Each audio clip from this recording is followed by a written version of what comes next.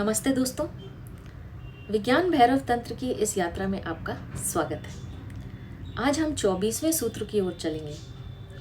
24वें सूत्र में शिव भगवान कहते हैं, जब किसी व्यक्ति के पक्ष या विपक्ष में कोई भाव उठे तो उसे उस व्यक्ति पर मत आरोपित करो। आइए समझते हैं इस सूत्र में क्या कहा गया है। जब हमें किसी के प्रति प्रेम का अनुभव होता है या घृणा का अनुभव होता है तो ज़्यादातर हम क्या करते हैं, हम उस प्रेम को या घृणा को उस व्यक्ति पर आरोपित कर देते हैं। We accuse that person for this feeling of love और हेट। इस प्रेम या घृणा के अनुभव में हम खुद को बिल्कुल भूल जाते हैं। वह व्यक्ति हमारा एकमात्र लक्ष्य या विषय बन जाता है और ऐसी दशा में हम अपने आंतरिक केंद्र से खिसक कर बाहर आ जाते हैं, अकेंद्रित हो जाते हैं। वी बिकम डिसओरिएंटेड और दूसरे को यानी उस व्यक्ति को जिसके प्रति हमने प्रेम या घृणा का भाव अनुभव किया, केंद्र बना लेते हैं। इस सूत्र में शिव भगवान कह रहे हैं कि जब किसी व्यक्ति के पक्ष में या विपक्ष में यानी प्रेम में या घृणा में कोई भाव जागे तो इस भाव को उस व्यक्ति पर आरोपित नहीं करना है। ऐसी दशा में यह याद रखना है कि उस भाव का स्रोत हम खुद हैं। We are the source of this feeling of love और हेट। यहाँ व्यक्ति की जगह कोई वस्तु भी हो सकती है, विषय के रूप में कुछ भी हो सकता है। The subject can be anything और person, but we have to remember to remain centred. हमें सदा केंद्रित रहना है।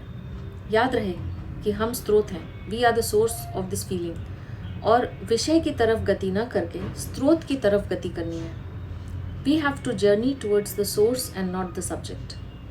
जब घृणा का भाव उठे या प्रेम का भाव उठे तो उस विषय की तरफ जाने की बजाय उस बिंदु पर जाना है जहाँ पर से यह घृणा या प्रेम का भाव आ रहा है। उस व्यक्ति को मत खोजो जो इस प्रेम या घृणा का विषय है। यहाँ लक्ष्य क्या होना चाहिए? यहाँ लक्ष्य यह होना चाहिए कि उस केंद्र को खोजना है जहाँ से वह भाव उठ रहा है। स्रोत की तरफ जाना है। We have to go towards the point of origination of this feeling and get centred. उद्गम पर जाना है और वहाँ स्थित हो जाना है, केंद्रित हो जाना है। चलिए एक उदाहरण के माध्यम से इस बात को थोड़ी गहराई में समझते हैं। फॉर एग्जाम्पल, जैसे किसी ने हमें अपमानित किया और हम क्रोधित हो गए। अभी हमारा यह क्रोध का भाव उस व्यक्ति की तरफ बह रहा है जिसने हमें अपमानित किया। हमारा भाव उस व्यक्ति पर प्रक्षेपित हो रहा है। Our anger is being projected on the person who has insulted us। अगर हमें लगता है कि उस व्यक्ति ने हमें अपमानित किया तो रुकिए, सोचिए कि क्या सच में उसने ऐसा किया है? अगर नहीं तो उसने असल में किया क्या? उसने केवल हमें थोड़ा सा कुरेदा।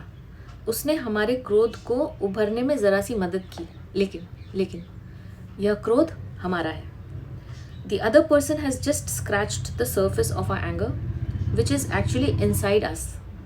He or she is not the source or cause of this anger. The source is within us। दूसरा व्यक्ति स्रोत नहीं है। स्रोत हमेशा हमारे भीतर है। दूसरा सिर्फ स्रोत पर चोट करता है और बाहर क्या आता है? बाहर वही आता है जो भीतर है। अगर भीतर क्रोध है तो क्रोध बाहर आएगा। बुद्ध भगवान को एक बार जब किसी ने चोट की थी तो करुणा बाहर आई थी। क्यों? क्योंकि क्रोध भीतर था ही नहीं। तो बाहर क्या आया? वही जो भीतर है। एक सूखे कुएं में बाल्टी भेजी जाए तो कुछ भी बाहर नहीं आएगा। पानी वाले कुएं में भेजी जाए तो पानी से भरकर बाल्टी बाहर लौटेगी। लेकिन पानी कुएं में है, कुआं स्रोत है, बाल्टी तो पानी को बाहर लाने का निमित्त मात्र है। जिस व्यक्ति ने हमें अपमानित किया वह बाल्टी का काम करता है। वह हमारे भीतर से क्रोध, घृणा या किसी भी तरह की आग को बाहर लेकर आता है। तो याद रहे कि स्रोत हम हैं।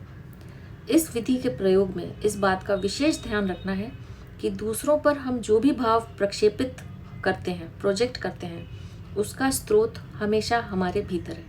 इसलिए जब भी कोई भाव पक्ष या विपक्ष में उठे तो तुरंत भीतर प्रवेश करें और उस स्रोत के पास पहुंच जाएं जहां से यह भाव उठ रहा है। स्रोत पर केंद्रित हो जाना है और विषय को भूल जाएं। भीतर गति करने पर हमें वह स्रोत जरूर मिलेगा। क्यों? क्योंकि यह भाव उसी स्रोत से तो आ रहा है। क्योंकि इस क्षण हम प्रेम का या घृणा का या जो भी भाव उठ रहा है उसका सक्रिय रूप से एक्टिवली अनुभव कर रहे हैं। इसलिए इस क्षण भीतर प्रवेश करना आसान होगा, क्योंकि अभी तार गर्म है।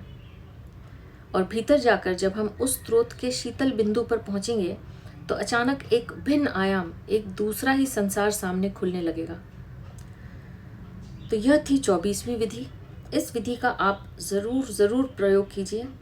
यह विधि आपके लिए अवश्य ही चमत्कार कर सकती है, 100%। अब मैं आपसे आज्ञा लूँगी। आपका बहुत बहुत धन्यवाद।